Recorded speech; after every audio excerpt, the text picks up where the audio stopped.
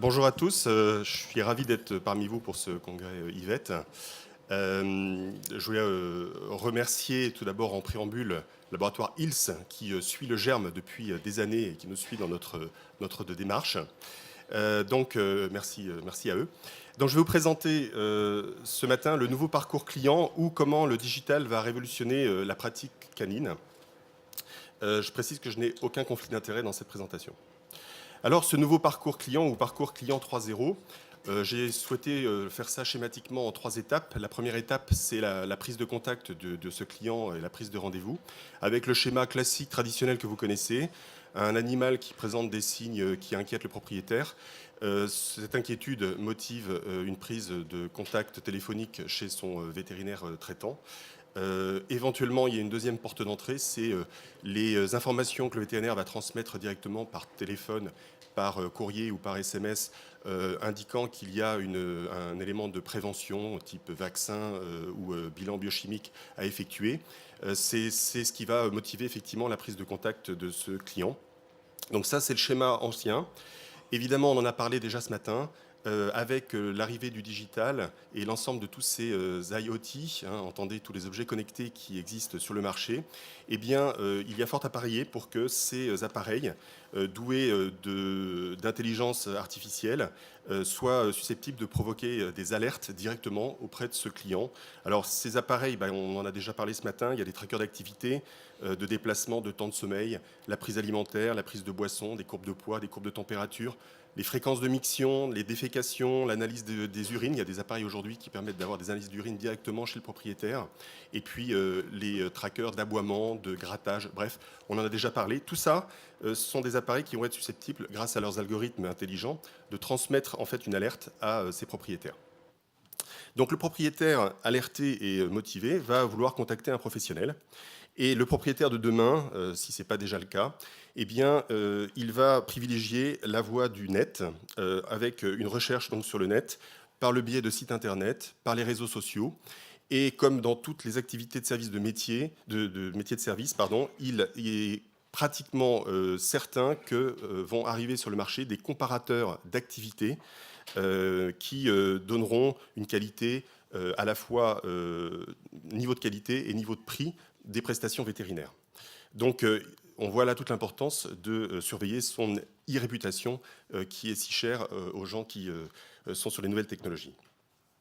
Alors, on parle de rendez-vous téléphonique, mais finalement, il y a fort à parier pour que la prise de rendez-vous soit détrônée par un autre système de prise de rendez-vous, le rendez-vous en ligne, qui a déjà commencé. Il y a des systèmes qui émergent en France aujourd'hui, type Vetstoria, Captain Vet, etc. Et donc, demain, c'est plutôt cette modalité-là qui sera utilisée par nos propriétaires d'animaux. Ces systèmes de rendez-vous en ligne apportent une commodité au client qui peut prendre rendez-vous finalement quand il le souhaite, à n'importe quelle heure du jour et de la nuit, et qui va savoir où se trouve le vétérinaire qui est disponible au moment où il le souhaite. Donc il y a un côté pratique et puis il y a une économie de temps évidemment pour l'équipe d'accueil au sein de la clinique. Néanmoins, si cette prise de rendez-vous continue à se faire par téléphone, il y a fort à parier pour qu'il y ait une aide faite par ces fameux chatbots, donc ces espèces de robots vocaux interactifs, qui permettront de communiquer avec le propriétaire et de faire rentrer un certain nombre de commémoratifs ou de motifs de consultation directement pré-remplis dans les dossiers médicaux des logiciels vétérinaires. Ensuite, on voit apparaître évidemment des nouvelles formes de modalités d'exercice vétérinaire. Le vétérinaire traitant classique, celui-là on le connaît, mais avec ces rendez-vous en ligne qui permettent de connaître la disponibilité des vétérinaires, eh bien, il est possible que le client souhaite aller vers un autre vétérinaire qui sera disponible et non pas son vétérinaire traitant habituel. Donc ça, c'est un schéma qui est un petit peu stressant, en tout cas source de stress pour le vétérinaire classique. Et puis, on peut imaginer également que apparaîtront des vétérinaires virtuels. Alors là, on est bien complètement sur des notions futuristes. Mais finalement, ces appareils connectés qui donnent de la data avec des algorithmes intelligents d'intelligence artificielle sont susceptibles éventuellement de régler, donner des réponses pronostiques et diagnostiques en direct, sans la présence humaine d'un vétérinaire. Hein, on peut parler de véritables vétérinaires virtuels dans ce cadre-là, une espèce de machine-outil intelligente. Donc voilà la première étape. Si l'on passe à la deuxième étape, donc la consultation classique, alors première question qu'on peut se poser, ici vous avez le schéma classique d'un client qui vient chez son vétérinaire, qui est pris en charge par une assistante vétérinaire, puis le vétérinaire va faire un examen clinique, celui dont on parlait, le fameux sacro-saint examen. Il va mettre en place un nombre d'examens complémentaires pour aboutir finalement à un diagnostic supposé. Eh bien, ce schéma, entre guillemets, va probablement évoluer. La première question, c'est cette consultation, est-ce qu'elle sera réellement physique ou est-ce que l'on va passer à la téléconsultation, sachant que les téléconsultations existent déjà en médecine humaine depuis depuis septembre 2018. Donc c'est quelque chose qui est très récent. Le sujet de la téléconsultation sera abordé dans un atelier de ILS cet après-midi, où on parlera effectivement de cette téléconsultation, de ses modalités, et de tous les appareils tous les outils qui peuvent être utilisés dans le cadre de cette téléconsultation, notamment ceux qu'on a déjà vus au CES de Las Vegas il y a une dizaine de jours. La prise en charge par une ASV. Alors, cette ASV, vous allez me dire, je suis peut-être un peu futuriste, est-ce que ce sera une ASV ou est-ce que ce sera une ASV virtuelle ? Eh bien, au salon de Las Vegas, dans le salon dédié à la robotique, on a vu un ensemble de robots, alors des robots intelligents, qui aujourd'hui sont capables d'aider les clients. Et il existe un robot qui s'appelle Charlie, qui va démarrer en France en milieu hospitalier, et qui est un robot qui est susceptible de pouvoir faire de l'aide aux patients, et qui passe de chambre en chambre dans les hôpitaux à l'avenir, avec un certain nombre de possibilités d'alerte vers les infirmières ou vers les médecins. Donc cette notion d'ASV virtuelle, ça peut paraître un petit peu totalement futuriste. On en a vu fonctionner, ça existe déjà. La reconnaissance faciale, là aussi, on a été bluffé. Il y a fort à parier pour que demain, le client, avant même de rentrer chez son vétérinaire, on connaisse son identité et probablement l'identité de son animal. On a été bluffé donc par des systèmes de vidéo de reconnaissance faciale qui étaient capables en temps réel de nous donner sur une vidéo à la fois le sexe de la personne qu'elle repère, son âge à 5 ans près, et son état émotionnel simplement par le faciès qu'elle a au niveau de cette vidéo. Donc ça existe déjà et ça fonctionne. Donc ce client, s'il arrive chez le vétérinaire, eh bien, le vétérinaire devra évidemment reprendre tous les commémoratifs qu'il fait aujourd'hui, mais il faudra qu'il intègre également toute la data qui est fournie par les fameux objets connectés dont on a parlé tout à l'heure. Et donc il y aura, j'espère, une passerelle avec ces objets connectés et les logiciels métiers, sinon ça va être compliqué. En tout cas, les examens complémentaires existeront toujours. Ça a été déjà dit ce matin, on imagine que tous les examens complémentaires dont le support est l'image, à savoir la radiographie, le scanner, l'histologie, eh bien, l'analyse de ces examens ne sera probablement plus faite par le praticien spécialisé, mais par l'intelligence artificielle, avec des appareils qui auront la capacité de faire des lectures automatiques d'images et qui auront une base de données immense dans leur data et qui pourront faire des comparaisons. Ça existe déjà en humaine, puisqu'il y a des appareils qui lisent des radios numériques humaines quasi aussi bien que des radiologues, en tout cas pour le plus gros des cas. Donc ici, on voit apparaître l'intelligence artificielle dans ces examens complémentaires. D'autres examens vont d'autres outils vont permettre des examens complémentaires pour lesquels on ne pense pas encore aujourd'hui. Ce sont des gilets, des colliers diagnostiques, des caméras infrarouges qui sont susceptibles de pouvoir repérer des inflammations sur un animal, des détecteurs de boiterie avec des accéléromètres que l'on peut positionner sur l'animal. Tout ça, on les a vus à Las Vegas. Le body scanner, c'est un espèce de scanner qui vous donne une image instantanée vidéo 3D et qui permet de faire des analyses de scoring corporel, de déceler éventuellement des tumeurs ou des tuméfactions sur le corps, et tout ça en une fraction de seconde. Et puis, le futur va vers les nanotechnologies avec des capteurs embarqués, appareils qui seront mis directement au sein du corps et qui sont susceptibles de donner des paramètres sanguins, par exemple. Donc voilà. On ne les connaît pas, ceux-là, ils ne sont pas encore opérationnels, mais il y a une recherche importante faite dessus. Tous ces nouveaux outils sont susceptibles de conduire à l'apparition de nouveaux métiers. Alors, je les ai appelés techniciens de santé animale, techniciens de santé animale digitale, en tout cas des métiers pour l'instant encore inconnus, et on en a parlé ce matin dans les ressources humaines de la première conférence. Lorsque le vétérinaire sera pris de court, le vétérinaire généraliste, eh bien, il aura la capacité de communiquer avec un vétérinaire spécialiste dans le cadre de la télexpertise. Et comme la plupart des données, ou toutes les données seront numérisées, évidemment, la passerelle, la transmission, l'échange des données seront d'autant plus faciles. Et puis enfin, lorsque le diagnostic sera supposé, eh bien, le vétérinaire sera susceptible de pouvoir rentrer toute la sémiologie qu'il aura pu voir directement sur l'animal et transmettre donc ces signes à de l'intelligence artificielle qui sont susceptibles de lui donner une liste de diagnostics avec un niveau de probabilité décroissant sur l'occurrence de ces pathologies. Alors, vous allez me dire, oui, ça paraît aussi un petit peu irréel. Alors, je vous engage vivement à aller voir sur Internet, enfin sur une application qui provient de Cornell University et qui correspond donc à un système expert en canine qui fonctionne déjà et qui est fortement bluffant quand on s'y intéresse.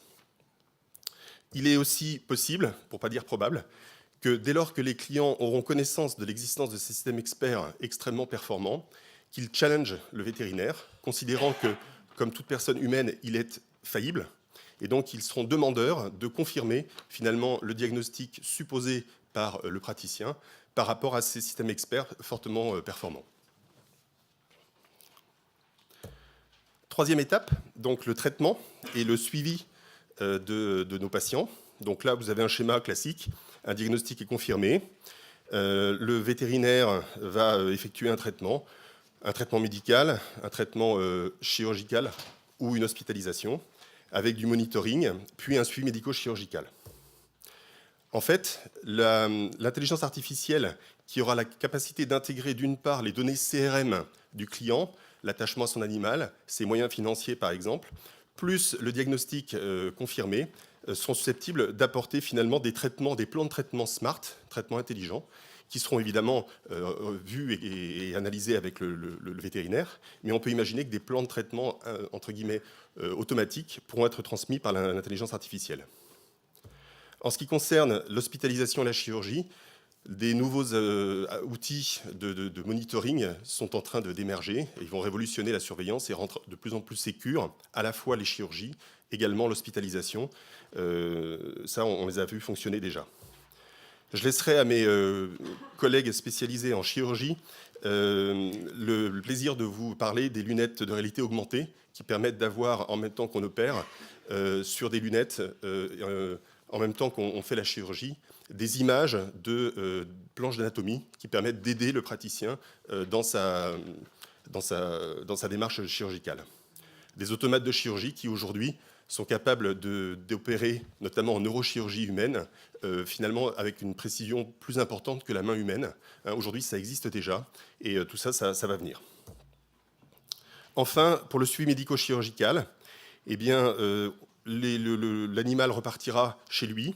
Il aura toujours ses capteurs IoT compliqués, et, enfin sophistiqués en tout cas, et de nouveau, on aura des alertes possibles au niveau du propriétaire, peut-être chez le vétérinaire, si l'évolution médicale ne se fait pas comme elle est censée se faire. Il est possible que les logiciels métiers qui vont évoluer soient susceptibles de pouvoir faire des rappels d'administration de traitement directement aux clients. Et puis, plus loin, et ça on l'a vu aussi fonctionner, il existe aujourd'hui des gamelles connectées qui interagissent avec un collier d'activité et qui sont capables de mesurer l'activité d'un animal, de calculer les besoins énergétiques et la quantité d'aliments à fournir à l'aliment en fonction de la densité énergétique de l'aliment qu'il comprend, de nourrir finalement comme il le faut l'animal, et plus fort encore, il est capable de passer commande directement par le net sur Amazon lorsque le sac est épuisé chez le propriétaire. Donc ça, c'est des choses qui existent déjà aujourd'hui aux États-Unis. Alors évidemment, ça pose un questionnement sur les données patients, on en a déjà parlé ce matin. Pour qu'elles soient utiles, ces données, ces data, il faut qu'elles soient pertinentes. Donc il faut que les algorithmes qui en découlent aient été accrédités, qui aient été contrôlés par des data scientists, par de l'expérience terrain. Et cette pertinence, c'est là que le vétérinaire a vraiment un rôle à jouer, me semble-t-il. Il faut que ces données elles soient lisibles, puisque pour un animal, plusieurs vétérinaires sont susceptibles d'interagir sur cet animal, d'une part sur un cas, mais également au cours de sa vie.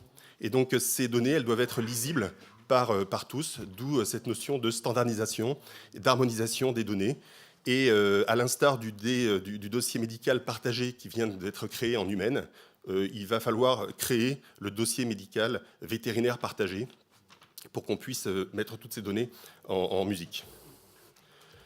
Enfin, qu'elles soient intégrables, et donc on l'a dit, il faut que ces données soient intégrées au logiciel métier. C'est la condition sine qua non pour pouvoir les utiliser. Se posent les notions d'éthique, dont on a parlé également ce matin.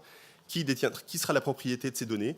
Est-ce que ce sera le propriétaire? Est-ce que ce sera le vétérinaire? Est-ce que ce sera une tierce personne, une instance suprême? Ces données serviront à quoi? Est-ce qu'elles seront utilisées à d'autres fins? Par qui? Pourquoi? Voilà des questions qui sont intéressantes et je vous engage à suivre la présentation de Marc Jobez qui parlera justement de ce souci de la détention de la donnée et de la propriété de la donnée.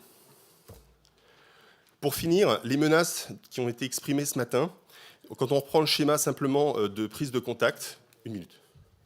La première menace, c'est que le praticien traitant disparaisse et qu'on ait finalement un vétérinaire, celui qui sera le plus disponible, qui pourra prendre en charge le client puisqu'il sera à même d'avoir finalement une consultation le plus rapidement possible, en France ou éventuellement, pourquoi pas, ailleurs de nos frontières. Et pour information, le revenu moyen d'un vétérinaire en Ukraine, c'est 400 € par mois. Donc ça vous laisse en tout cas se poser des questions sur justement cette frontière et j'espère que l'ordre pourra réglementer ça. Et puis, donc, des notions d'ubérisation qui sont effectivement sous-jacentes. Et puis, pire encore, c'est le schéma le pire, c'est l'industriel qui, dans son coin, fabriquera finalement l'intelligence artificielle et sera capable en autonome de répondre pour 80% des pathologies des animaux de compagnie avec des vétérinaires qui seront mis sur la touche. Le rôle du vétérinaire, eh bien oui, on est tous d'accord là-dessus. Il va falloir qu'il se recentre sur la relation client. Son activité diagnostique va probablement se réduire du fait de l'efficacité de l'intelligence artificielle.